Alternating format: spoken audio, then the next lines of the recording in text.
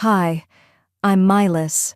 I walked into the ER, soaked in rain and my daughter's blood, shaking so hard I thought my bones would crack.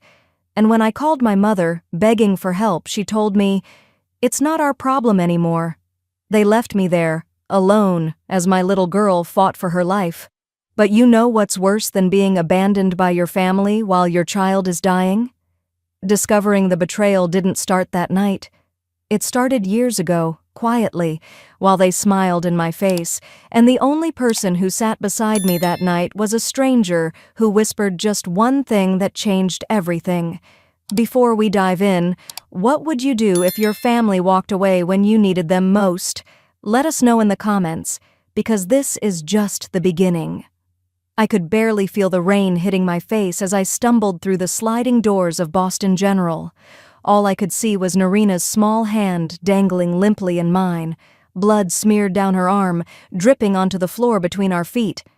The fluorescent lights above flickered, throwing pale shadows across the linoleum, making everything feel unreal, like I was watching someone else's nightmare. Ma'am, you need to let go." A nurse's voice broke through the static in my head as she tried to pry Narina from my arms. My breath came in ragged gasps, each inhale burning, each exhale shaking as I tried to explain. "A car hit us. She wasn't moving. Please, help her." My words tumbled over each other, catching on the dryness in my throat. They rushed her away on a gurney, and I took 2 steps after them before I froze, looking down at my hands, slick and red, trembling so badly I could barely keep them at my sides. The rain had washed some of it away, but blood had found every line of my skin, dried under my nails, sticking to my wrist where my watch should have been. I wiped my palms on my jeans, but it didn't come off. They told me to sit, so I sat, in a plastic chair that dug into my back, with the echo of Narina's small voice from this morning ringing in my ears. "Mommy, you're my hero." My phone buzzed in my pocket, cracked screen lighting up, and for a moment, hope sparked.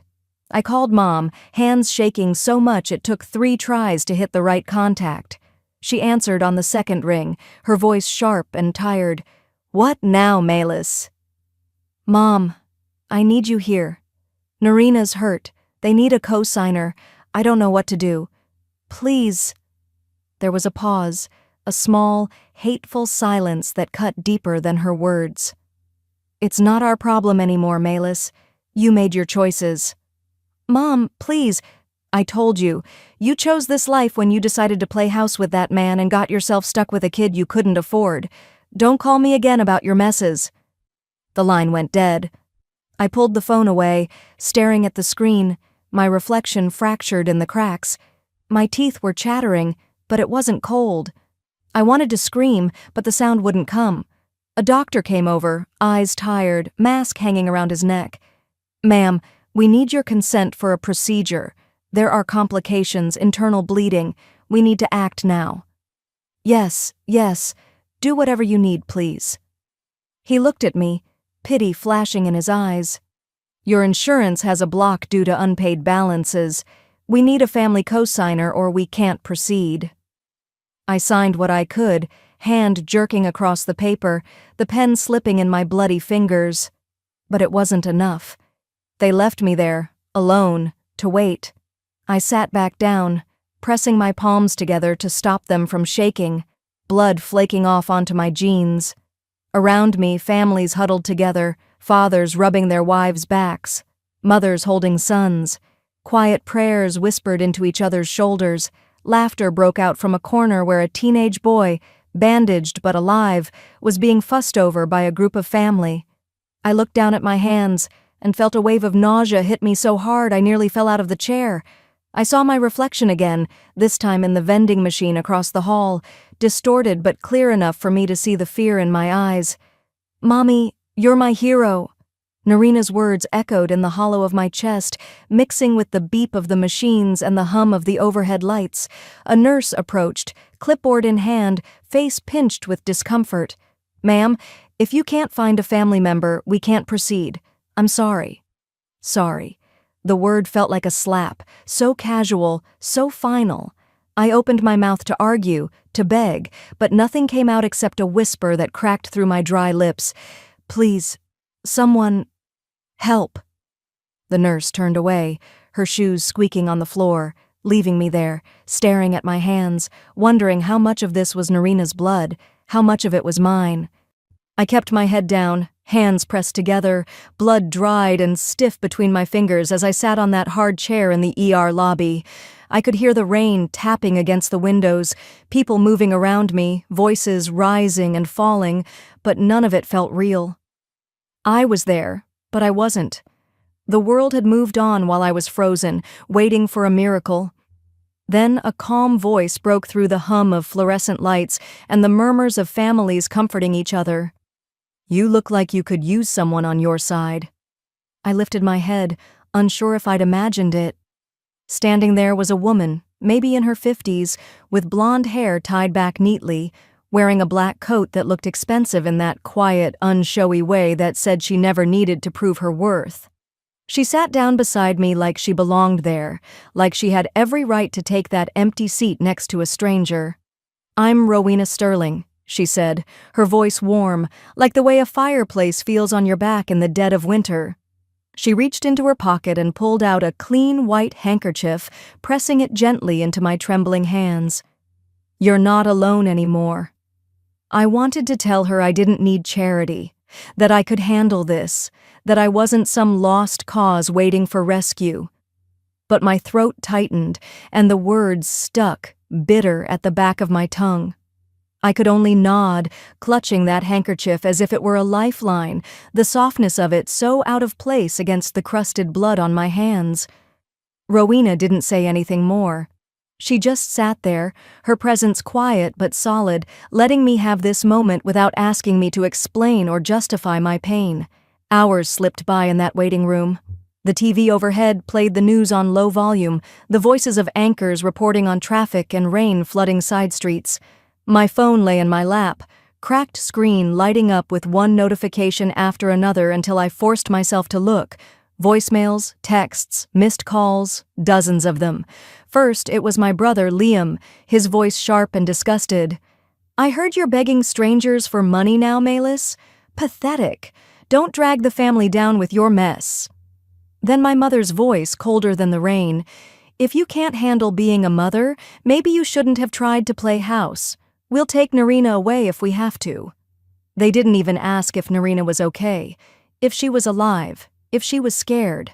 I felt heat rush to my face, shame and anger crashing together until I had to stand, pacing a few steps before sinking back into the chair, gripping the handkerchief so hard it wrinkled in my fist.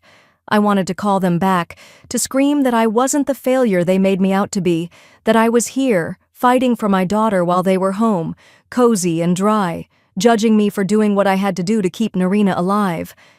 But I didn't call, because I knew it wouldn't matter. They'd already decided who I was in their minds. I pressed the handkerchief to my eyes, letting it catch the tears I'd promised myself I wouldn't shed in this hospital, in front of strangers. It smelled faintly of lavender, and I remembered the softness in Rowena's eyes when she handed it to me. It was strange, how a stranger's kindness could feel warmer than the family who should have been here.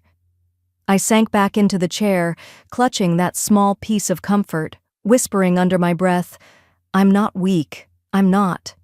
Time dragged on, measured by the ticking clock on the wall and the rhythm of footsteps across the tiles. Nurses moved in and out of the sliding doors, calling names, families rising and falling back into their seats as they were summoned.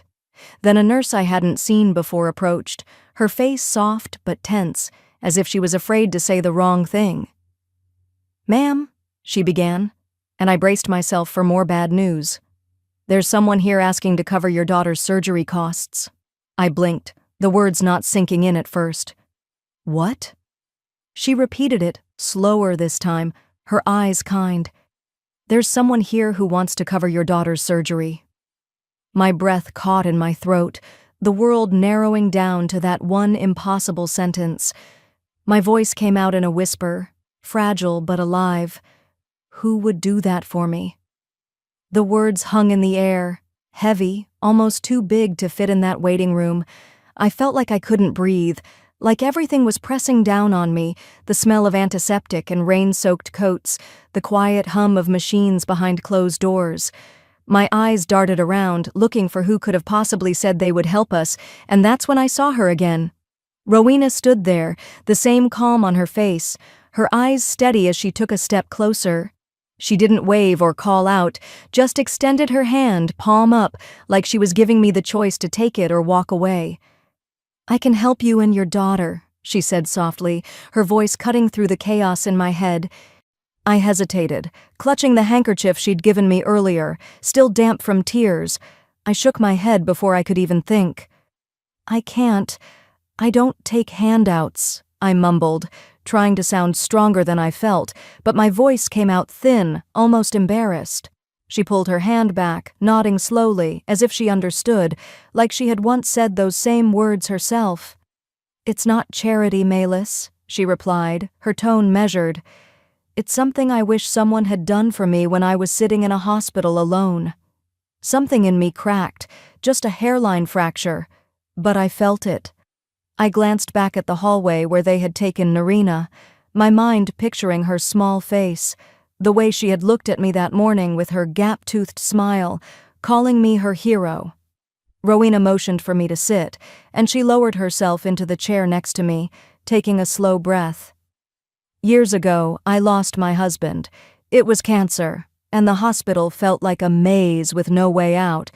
I had money, but it didn't matter when I was sitting there, alone, listening to the beeping of machines and the footsteps of nurses who never met your eyes." Her voice didn't shake, but there was something raw there and it made me pause. She looked me straight in the eye. "Money can't buy time, Malis, but it can buy a chance." I didn't realize I was crying until I tasted salt on my lips. "I don't know what to say." "You don't have to say anything," she said. She pulled a small business card from her coat pocket and placed it in my hand, closing my fingers around it. "Come with me." She led me down a hallway to a small office with beige walls and a cluttered desk. A nurse was already there, waiting with a stack of forms.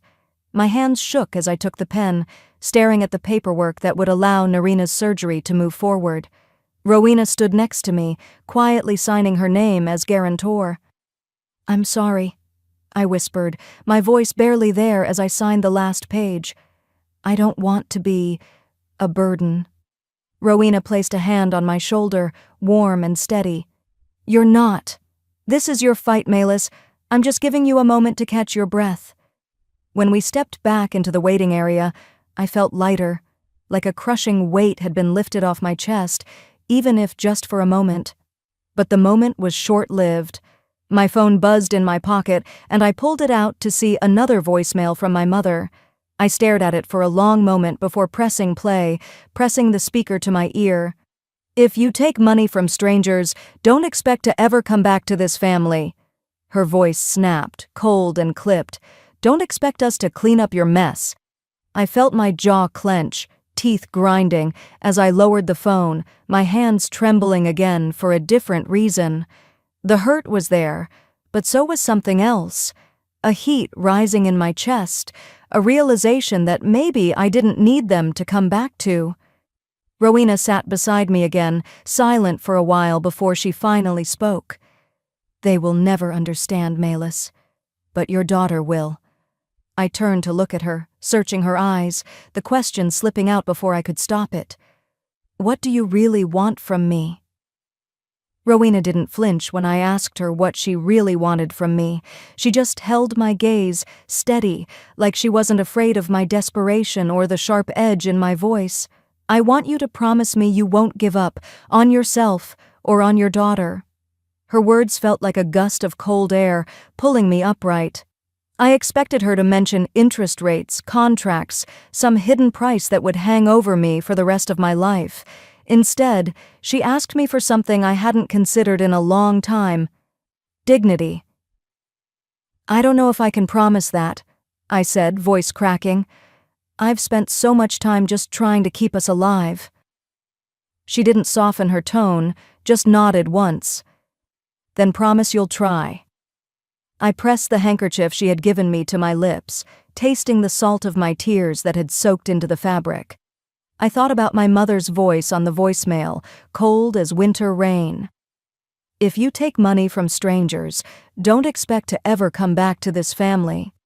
I had spent years swallowing my words, sacrificing everything to keep the peace, trying to earn scraps of affection that never came. The hallway felt endless as I made my way back to the waiting area, the hospital lights buzzing overhead.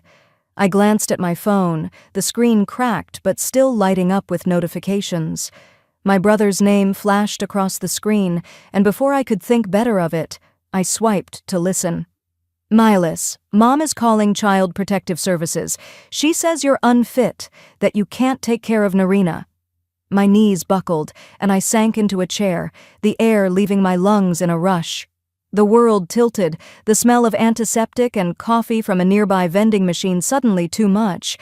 I clutched the handkerchief, trying to ground myself, but the words kept echoing in my head. Unfit, unfit, unfit. I don't even remember walking to the chapel, but somehow I ended up there, sinking into a wooden pew as the weight of the world pressed down on me. It was quiet, the only light coming from a small stained glass window that made the shadows dance on the walls. I stared at the tiny flicker of a candle near the front, trying to find something to hold on to. That's where Rowena found me, her steps soft against the cold tile floor. She didn't say anything at first, just sat beside me, folding her hands in her lap, letting the silence wrap around us. They will try to take everything from you, Miles, she said quietly, her voice steady. Your peace, your child, your sense of worth. But only if you let them. I turned to her, my eyes burning. They're all I have left. No, she corrected me gently. Your daughter is what you have left. And she's worth fighting for. She offered to help, mentioning lawyers and support if it came to that, but her eyes told me the truth. She couldn't fight for me if I wouldn't fight for myself. I've spent my life begging for their approval, I whispered, the words tasting bitter as they left my tongue. And for what? To be called unfit? To be threatened while I'm trying to keep my child alive? Rowena reached out, brushing a tear from my cheek, and I didn't pull away. You're not unfit, Miles. You're surviving. There's a difference. A part of me that had been silent for so long finally stirred. I realized that fighting for Narina was fighting for me too. For the piece of myself I had given up every time I let them silence me. I clenched the handkerchief in my fist, feeling its softness and the quiet strength it represented. I took a deep breath, steadying myself as I stood up. They won't take her from me. As I stepped out of the chapel, the hallway felt colder, the air tighter, and I saw her, my mother, Isolde, standing near the ER entrance, her arms crossed, eyes scanning the room until they landed on me. Her gaze was sharp, judgmental, and she tilted her chin as if daring me to speak. Mom, what are you doing here? The rain had stopped, but the cold air still clung to the morning as light seeped through the hospital's glass doors. I stood there, breathing in the dampness, the sharpness of it cutting through the fear rising in my chest as I looked at my mother standing in the entryway. Mom, what are you doing here? I tried to steady my voice, but it wavered, too raw after everything. She didn't answer immediately, just ran her eyes over me, pausing on the dried blood on my shirt, the lines of exhaustion on my face. She lifted her chin, her raincoat perfectly dry, her makeup flawless even at this hour. She always did know how to look composed, even when everything around her was falling apart. You've embarrassed us enough, Miles.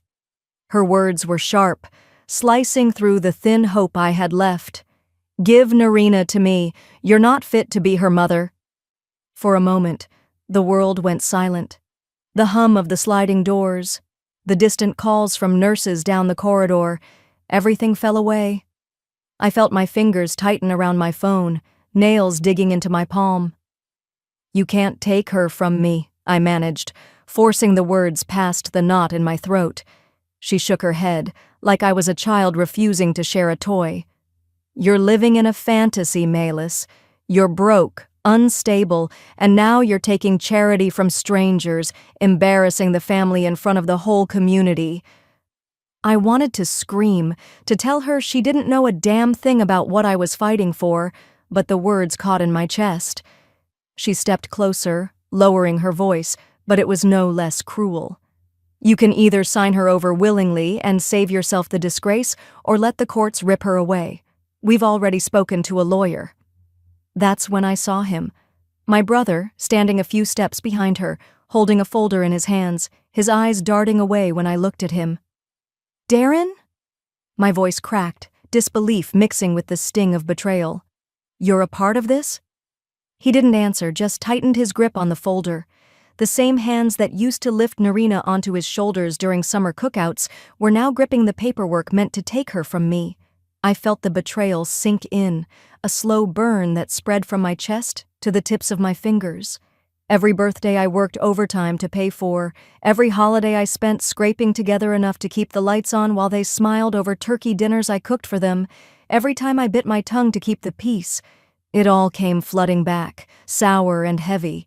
This wasn't about Narina's safety.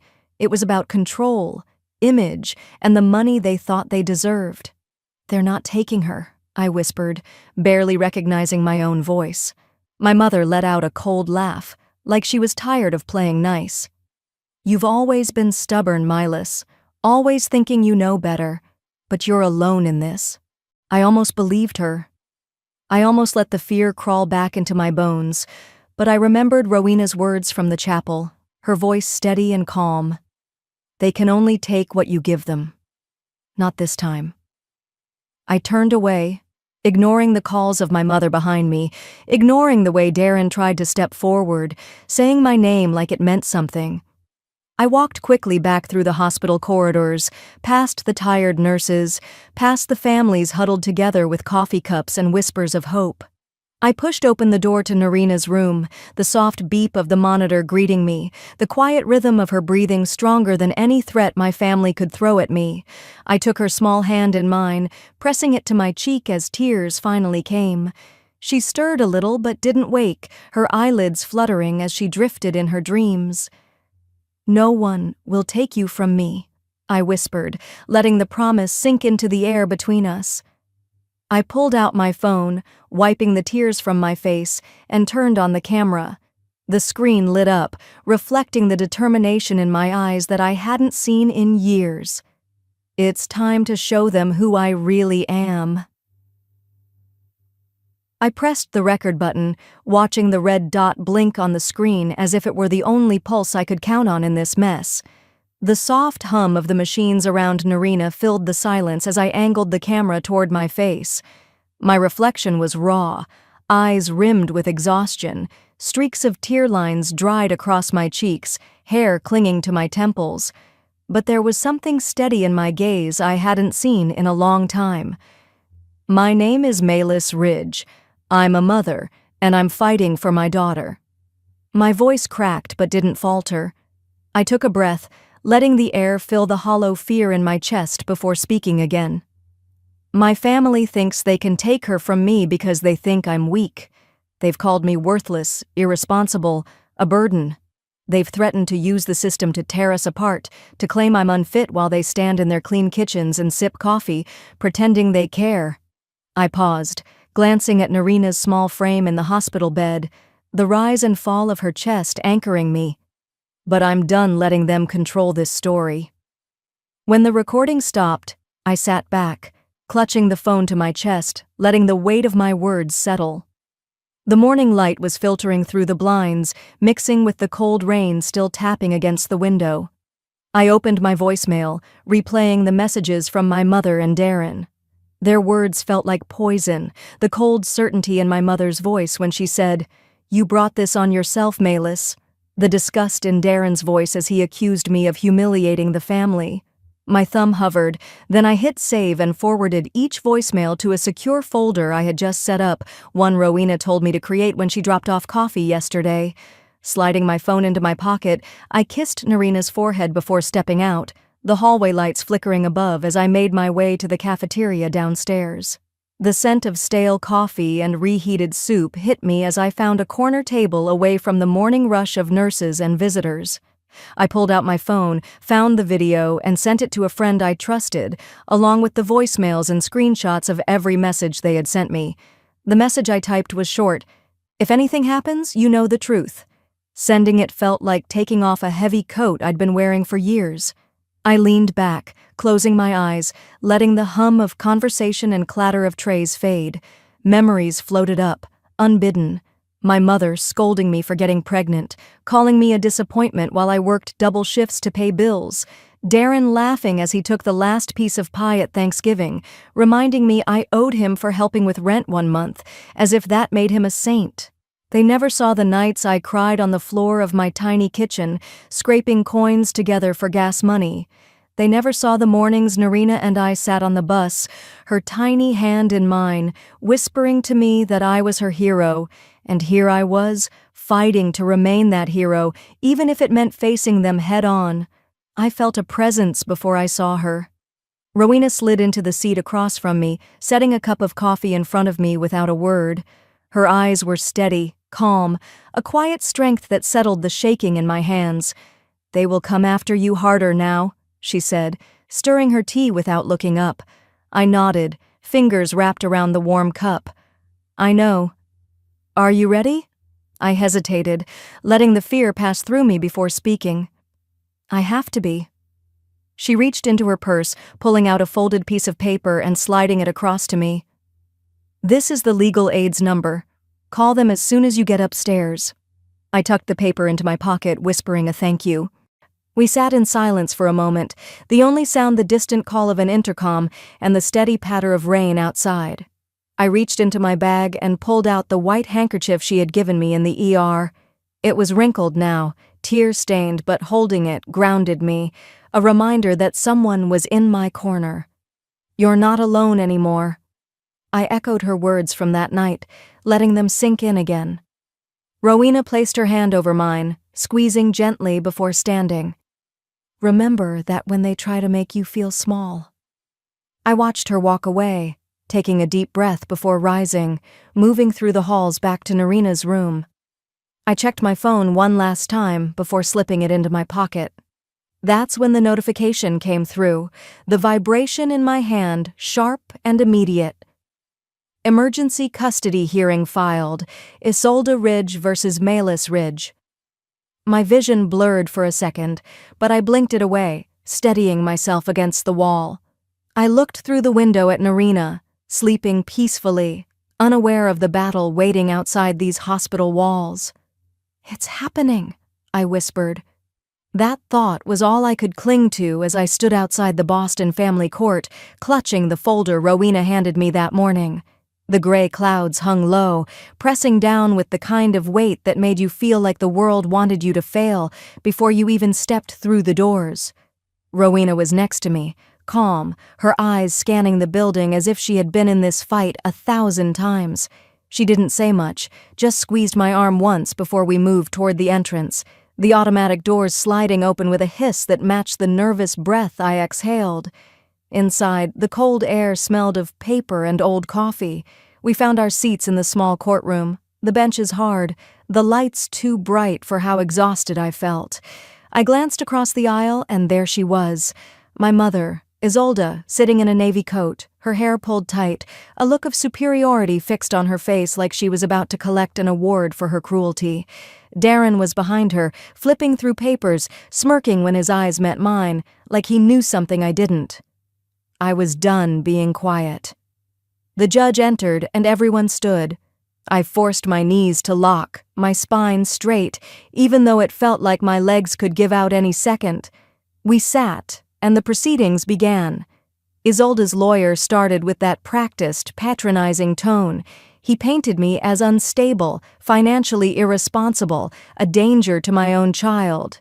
He brought up the hospital bills, the unknown benefactor who paid for the surgery, the fact that I lived in a small apartment in Dorchester, working 2 part-time jobs that couldn't possibly provide a stable environment for a child recovering from trauma.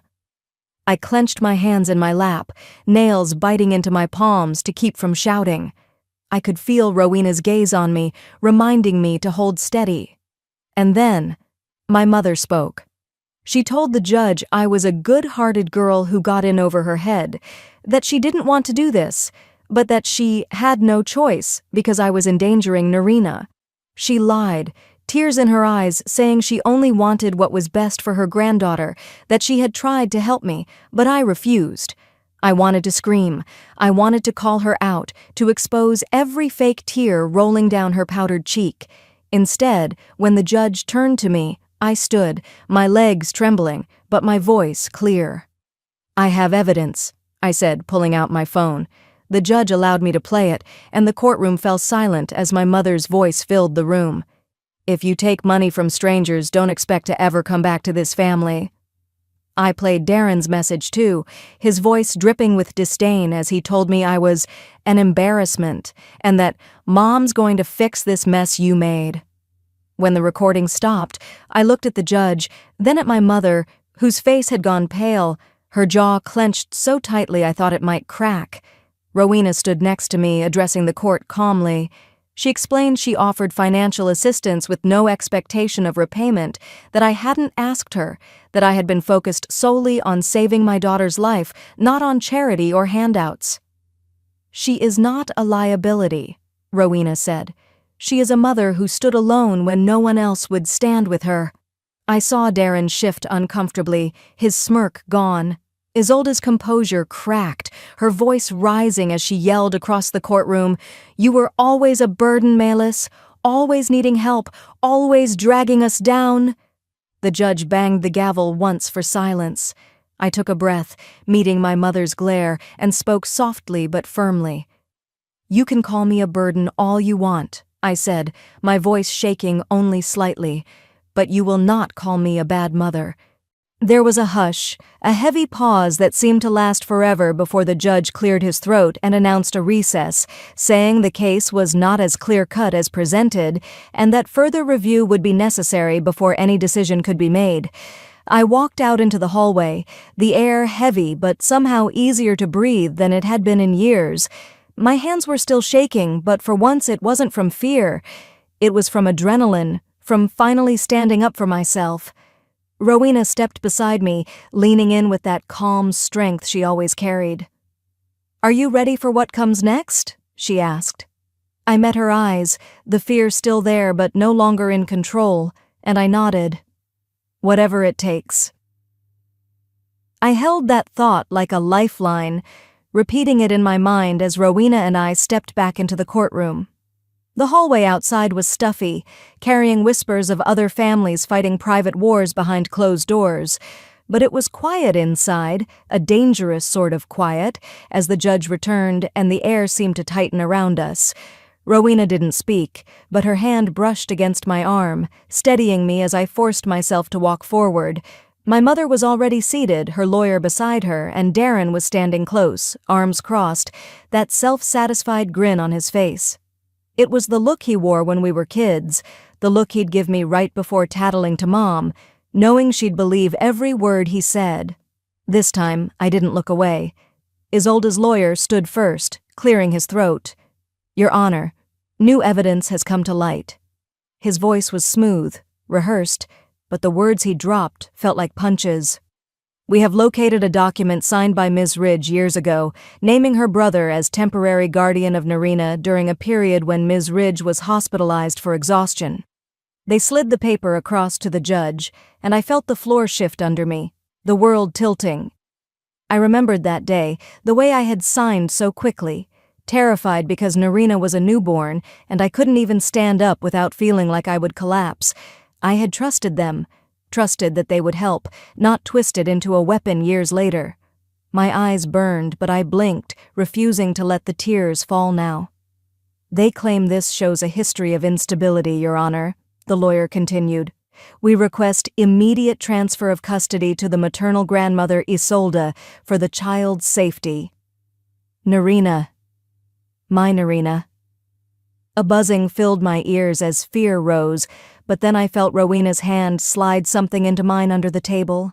A slim folder, heavy in its promise. I glanced down, meeting her calm gaze as she mouthed silently, use it. Taking a breath, I stood, my legs unsteady but my resolve hardening with every heartbeat. Your Honor, I have evidence I would like to submit. The judge nodded and I stepped forward, placing the folder in front of him with hands that only trembled once. Inside were bank statements, payment logs, receipts, proof of how, for years, every dollar I sent home for help with bills while I worked double shifts had ended up funding Darren's weekend getaways and my mother's spa appointments. Proof that they used Narina, while calling me ungrateful, while telling me I was a burden. I lifted my eyes, meeting my mother's, and saw the fury there, the disbelief that I had dared to fight back. This is what they do, I said, my voice louder than I thought it could be, echoing across the courtroom. They don't help, they take. They shame you for asking, then steal from you while telling you it's for your own good. My mother shot up, her chair screeching across the floor. You ungrateful girl, she shouted, her face red, her hands shaking. After everything we've done for you, all you've done for me? My voice cracked, but I didn't stop. You mean taking every paycheck I sent, every hour I worked, every piece of myself I gave up trying to make you proud? You call me a burden, but you've been living off of me while calling me a failure. The judge banged his gavel, demanding silence, but my mother kept yelling, Darren trying to calm her while hissing under his breath for her to keep it together. For the first time, I saw them flounder, scrambling to keep the masks in place, and I stood there, breathing hard, but standing. The judge cleared his throat, removing his glasses.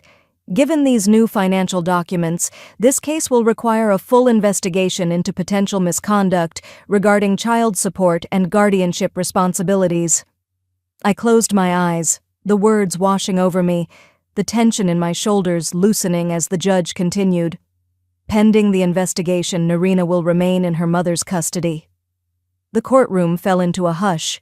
My mother sank back into her chair, face pale, and Darren was whispering furiously, but I didn't hear them anymore. I was already turning, Rowena beside me, guiding me out into the hall where the stale air felt fresh, where every breath felt like freedom. We stepped outside into the cold Boston evening, the clouds parting just enough for a sliver of light to break through. I pulled out the wrinkled white handkerchief from my pocket, gripping it tight. Rowena's hand came to rest on my shoulder, her voice soft but strong. Are you okay? I looked at her, then out into the street, the city lights blurry through the tears I finally let fall. We're free, I whispered. For now. That thought pressed against my ribs as Narina and I stepped out of the courthouse, the cold air biting at our cheeks. Her tiny fingers wrapped around mine, holding tighter than she ever had, as if she understood that something big had shifted. The sky was heavy with clouds, but I swore I saw a patch of blue pushing through, just enough to remind me what hope looked like. We walked the few blocks home, our steps slow. Each one felt like a declaration. We were still here. We were still standing. A week later, we were back at Boston General, but this time, it wasn't with blood on my hands or fear choking my lungs. It was a follow-up for Narina, and she chattered as we walked down those two bright halls, her small hand warm in mine. We passed the vending machine near the waiting room, the one that once reflected back a woman with blood under her fingernails and panic in her eyes. Now I paused, catching my reflection. I saw someone tired, someone who still carried dark circles under her eyes, but I also saw someone who wasn't afraid anymore. I saw someone who had fought and would keep fighting. I saw a mother. Narina's doctor cleared her to return to normal activities, and she squealed, hugging me so tightly that I almost fell backward. We laughed, and the sound echoed in the sterile room, pushing away ghosts that used to linger in every corner. Later that day, we went to the park. The air was sharp, the kind that turned your cheeks pink, but Narina didn't care. She threw herself into the swings, kicking her legs toward the sky, screaming with laughter. I sat on a nearby bench, coffee in hand, letting the warmth seep into my fingers, reminding me I was alive. Rowena appeared beside me without a word, sitting down with a small nod. We didn't need to speak as we watched Narina soar. After a moment, Rowena glanced at me and said softly, "You did this?" I felt tears sting my eyes, But I didn't let them fall. Instead, I just nodded, letting the truth of her words settle into my bones. That night, as I was folding laundry in our small living room, my phone buzzed. Isolde's name flashed on the screen. I almost ignored it, but something in me needed to hear what she had to say. I answered. Her voice was sharp, filled with venom. "You ruined this family, Melis. You embarrassed us, dragged us into court, made us look like fools." I closed my eyes, pressing the phone tighter to my ear. "No," I said quietly, firmly. "You did." I ended the call and, with hands that didn't tremble, blocked her number. A quiet finality settled into the room, a weight lifting from the air. Days passed, and the court's investigation into my mother and Darren continued, their misuse of the funds I sent back for help, now exposed. I wasn't naive enough to think justice was simple or swift, but for once, the truth was out there, and it wasn't just me holding it alone. That evening, Narina and I shared dinner at our small kitchen table, the hum of the city outside our window. She swung her legs as she ate, her smile bright as she told me about a story she wanted to write for school. After dishes were done, I lit a small candle on the shelf, placing Rowena's now clean handkerchief next to it. It wasn't just a handkerchief anymore. It was a reminder of survival, of a stranger's kindness that had pulled me back to my feet. I looked around our apartment, the same peeling paint, the same creaky floors, the same second-hand furniture, but it felt different now. It wasn't a cage anymore. It was a place where we were rebuilding, a place where laughter could echo without fear.